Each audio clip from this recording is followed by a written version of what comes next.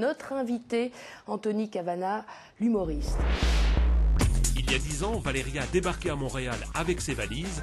Depuis, cette Française a fait son chemin. Forte de son expérience, elle a même trouvé sa voie. À présent, c'est elle qui accueille et loge les nouveaux immigrants. Pour connaître Montréal, grimpez le mont Royal et puis baladez-vous, amusez-vous, étonnez-vous. Montréal, c'est notre deuxième destination et Marion Nagouzeski nous a rejoint. Bonjour Marion. Bonjour Marie, ravi de vous retrouver pour cette deuxième saison. Également. C'est vous qui êtes parti tourner les reportages à Montréal, mais avant de les voir, je vous propose de regarder cette carte d'identité sur la deuxième ville du Canada quand même, après Toronto. On regarde.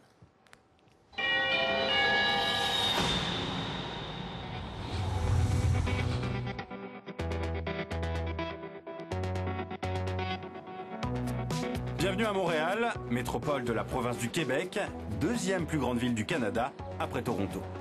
1 800 000 habitants, plus de 3,5 millions pour l'agglomération. Fondée au XVIIe siècle, Montréal est aujourd'hui une ville dynamique, aéronautique, haute technologie, jeux vidéo, textile. La ville demeure un centre industriel d'importance. Seul bémol, le taux de chômage est plus important que dans le reste du pays, 7,1% contre 5,9%. Mais la ville présente d'autres atouts, ses universités par exemple, francophones, anglophones. Il y a beaucoup d'étudiants à Montréal, plus de 250 000. Côté culturel, la ville n'est pas en reste, des musées, des festivals comme celui de Juste pour rire ou des francopholies. Historiquement, la ville est aussi marquée avec l'exposition universelle en 1967 et puis la même année, ce discours, celui du général de Gaulle.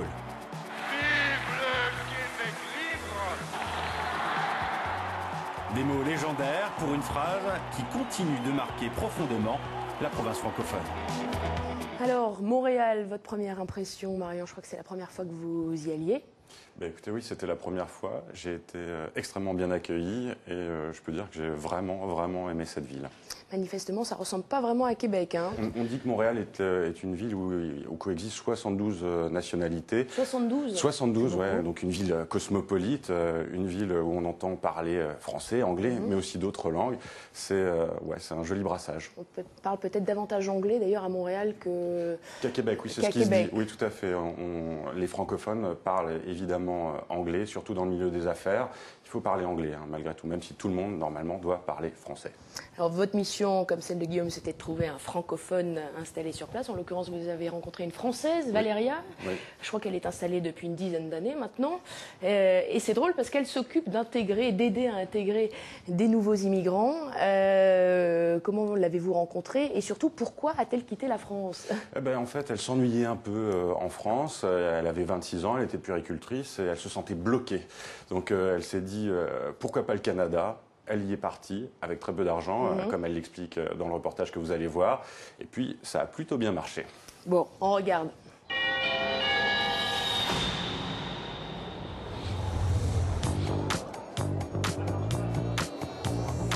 Aéroport de Montréal, un dimanche soir. Voici Valéria, jeune Française de 36 ans. Ce soir, elle attend, elle cherche, elle s'impatiente même un peu. Je crois que les gens sortent plus par là-bas. J'arrive pas à voir s'il y a des... Je tombe sur une boîte vocale mexicaine. Valéria vient chercher un client, on l'aura compris, il est mexicain. Le travail de Valéria, c'est d'accueillir et de prendre soin des nouveaux migrants, souvent des cadres, en tout cas des employés de grandes entreprises. Ça s'appelle la relocalisation. En général, ça se passe bien, mais aujourd'hui, l'attente est vraiment trop longue. Bon, j'aurais pas un petit goût de Mexique ce soir. Il n'est pas là, donc c'est pas grave. On ira le chercher demain matin à son hôtel. Premier rendez-vous raté, mais tout va très vite s'arranger. Lendemain matin, centre de Montréal. Malgré la pluie, Valéria a retrouvé le sourire et surtout son client.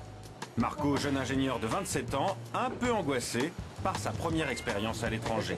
On m'a dit que ce mauvais temps n'était pas très habituel à cette période de l'année. Non, à cette période de l'année, ce n'est pas normal, pas du tout. Un grand saut dans le vide pour le jeune homme et Valéria se montre rassurante, ça fait partie de son travail. Il y a une chose très intéressante à savoir sur Montréal, c'est que les gens ne sont pas fermés. Tout le monde parle à tout le monde. C'est cool. Oui, c'est très bien et vous verrez, les Montréalais sont très amicaux. Faire en sorte que Marco s'adapte le plus vite possible, qu'il se sente le plus à l'aise. Il y va du rendement de son entreprise être tout de suite opérationnel. Au Canada et au Québec, il ne faut pas perdre de temps. Accueil, découverte de la ville, Valéria fait tout et trouve tout. Banque, crèche, voiture, mais surtout un logement.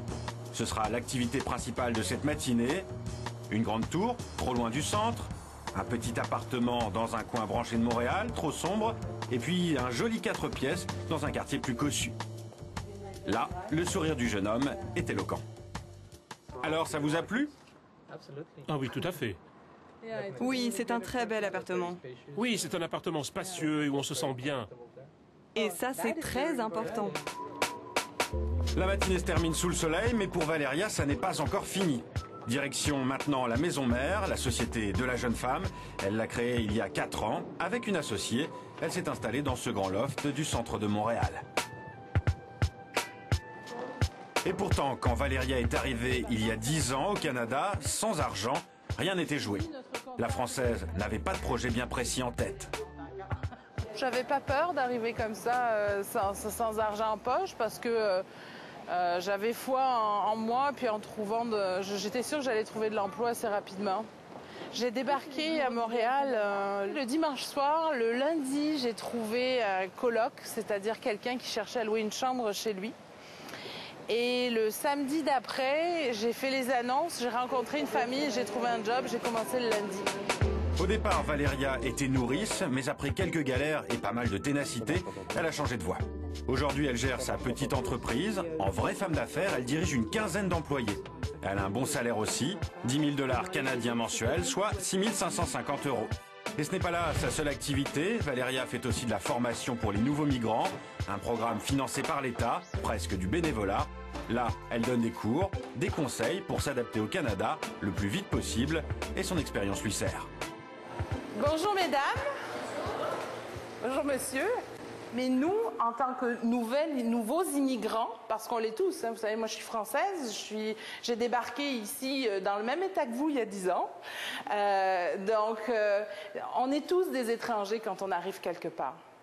Et c'est très important de se rappeler ce qu'a représenté pour nous l'étranger, parce qu'aujourd'hui, c'est ça que vous représentez pour les autres. Valéria ne s'arrête jamais, ou presque.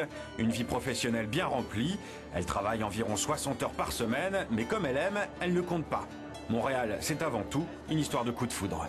Ce qui m'a attirée au Québec, c'est, comme beaucoup de Français, c'est la langue. On y parle français, puis en même temps, c'est à l'étranger, mais sans savoir qu'il y aurait autant d'influence européenne et autant d'influence nord-américaine. Pour nous, c'est des paysans européens d'arriver dans une ville nord-américaine. Et puis par la suite, on va arriver à recréer des repères européens parce que, quelque part, les Québécois sont un petit peu européens aussi.